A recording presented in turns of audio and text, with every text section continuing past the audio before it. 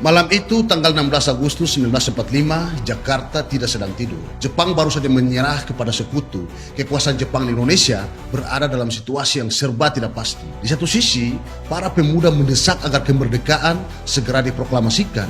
Sedangkan di sisi yang lain, Soekarno dan Hatta menghadapi persoalan yang jauh lebih besar. Bagaimana menyatakan kemerdekaan tanpa membuat bangsa yang baru akan lahir ini terjerumus ke dalam kekacauan dan pertumpahan darah. Perbedaan strategi itulah yang sebelumnya membawa Soekarno dan Hatta ke Rengas Dengklok. Golongan muda mendesak ingin sekarang juga, tetapi golongan yang lebih tua mempertimbangkan bagaimana caranya agar kemerdekaan itu memiliki pijakan politik dan dapat dipertanggungjawabkan. Perkembangan perdebatan itu bukan soal cepat atau lambat, tapi karena persoalan masa depan bangsa.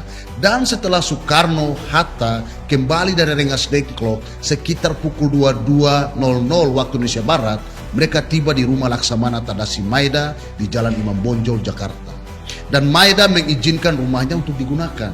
Dari sinilah salah satu episode paling menentukan dalam sejarah Indonesia dimulai. Setelah bertemu Maeda, Soekarno, Hatta, dan Ahmad Subarjo sempat menemui Jenderal Nishimura.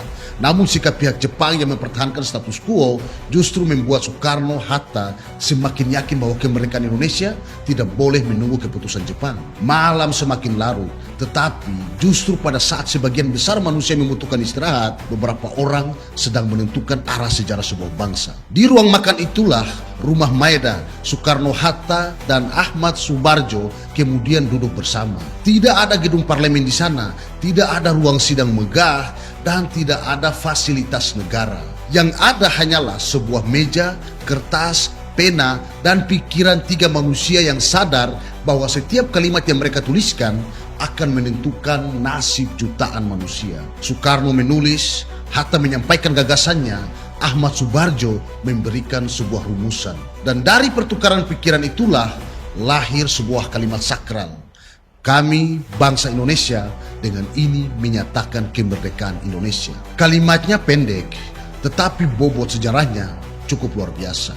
Lalu Hatta kemudian memberikan tambahan mengenai pemindahan kekuasaan yang harus dilakukan dengan cara seksama dan dalam tempo sesingkat-singkatnya. Dan naskah itu selesai menjelang dini hari. Perhatikan baik-baik, kemerdekaan Indonesia tidak lahir dari keseragaman pikiran, tapi kemerdekaan Indonesia lahir dari perbedaan yang berhasil dipertemukan oleh tujuan yang jauh lebih besar. Ada golongan muda yang berani mengambil risiko. Ada Soekarno yang memiliki keberanian politik sekaligus kemampuan membaca momentum. Ada Hatta yang sangat berhati-hati terhadap konsekuensi hukum dan politik. Ada juga Ahmad Subarjo yang menjadi jembatan di antara perbedaan itu.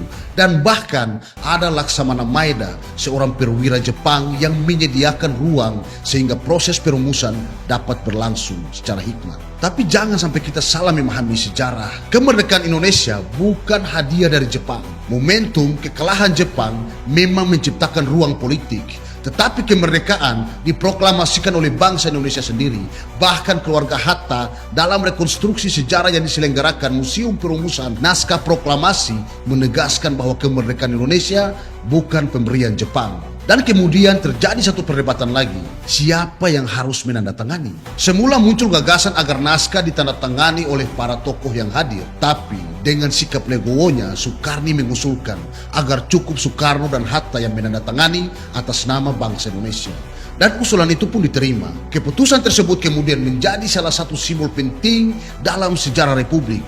Dua orang menandatangani, tetapi yang menyatakan kemerdekaan adalah bangsa Indonesia. Teman-teman, disinilah kita perlu berhenti sejenak. Karena seringkali kita memandang sejarah hanya sebagai akumulasi tanggal-tanggal. Padahal sejarah bukan sekedar tanggal.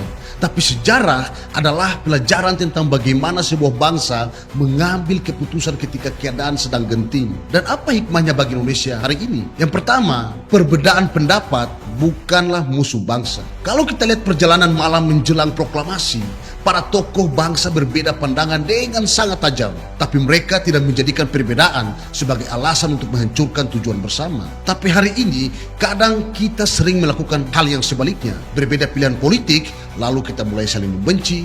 Berbeda pendapat, lalu kita mulai saling menuduh.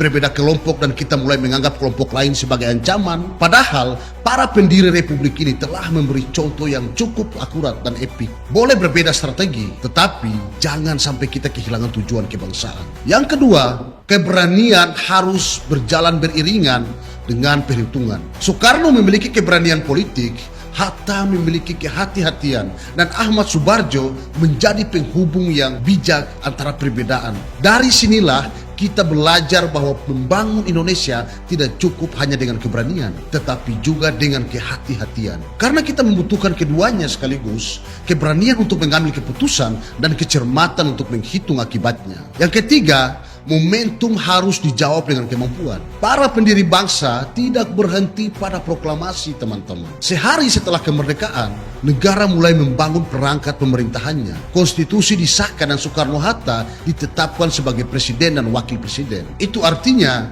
para pendiri republik ini memahami satu hal yang sangat penting, yaitu memproklamasikan kemerdekaan adalah awal pekerjaan, bukan akhir dari suatu pekerjaan. Dan ini relevan bagi Indonesia kekinian. Kita sudah merdeka secara politik, tapi pekerjaan besar kita belum benar-benar selesai. Kita harus terus membangun pendidikan yang berkualitas.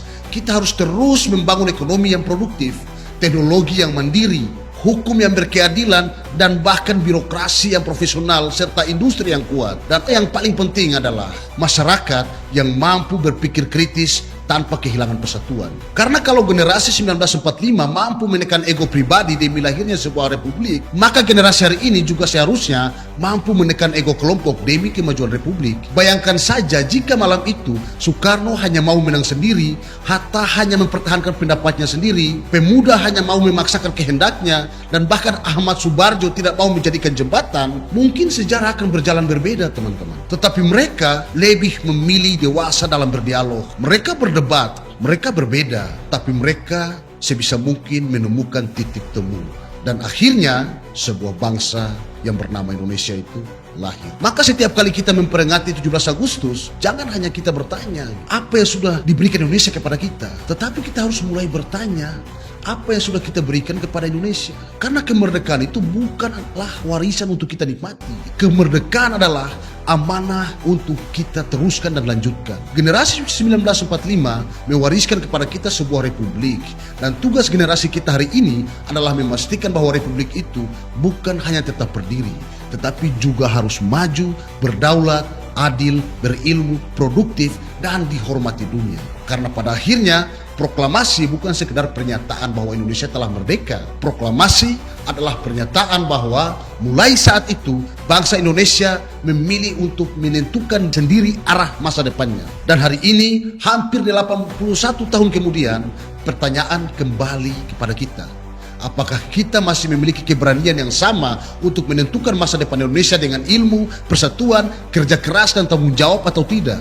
Karena kemerdekaan yang diwariskan oleh para pendiri bangsa tidak boleh berhenti sebagai kenangan sejarah, tapi harus menjadi energi untuk membangun Indonesia yang lebih besar di hari-hari ke depannya.